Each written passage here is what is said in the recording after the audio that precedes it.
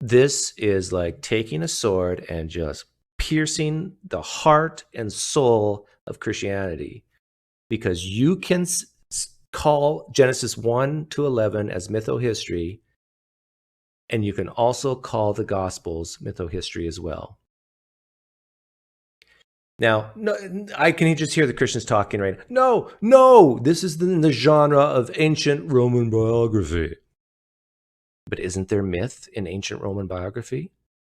So when William Lane Craig talks here, I want you to imagine he's talking about the Gospels. How should this shape the way, in your view, we read Genesis 1 through 11 then, and the story of Adam and Eve?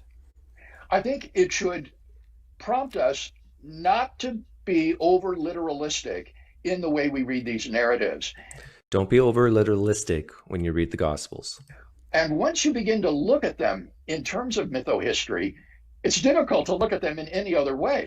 Once you look at the Gospels as mytho-history, it's difficult to look at them in any other way.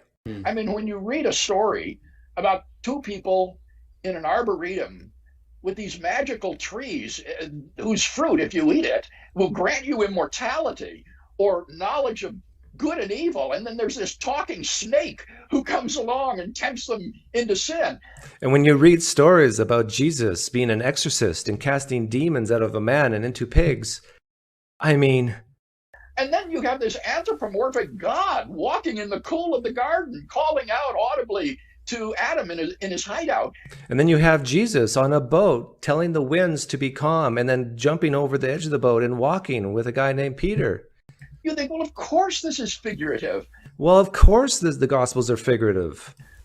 When they talk about Moses, is this the Moses that actually lived, or is it the Moses as described in the Pentateuch? When they talk about Jesus, is this the Jesus that really lived, or just the Jesus described in the Gospels? Talk about Adam, is this the actual historical Adam, or is this just the Adam of the story? Yeah, the Jesus of the story. And you cannot assume too quickly that the literary figure is the same as the historical figure. Now, when we read the Gospels, are we reading a literary Jesus or a historical Jesus?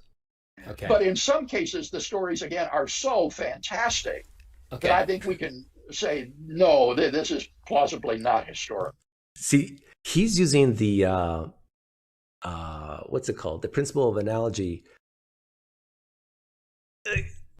Like, listen to this and picture Jesus and the resurrection. Okay. But in some cases, the stories, again, are so fantastic that I think we can say, no, this is plausibly not historical. See? He can say that with a straight face and believe a man rose from the dead.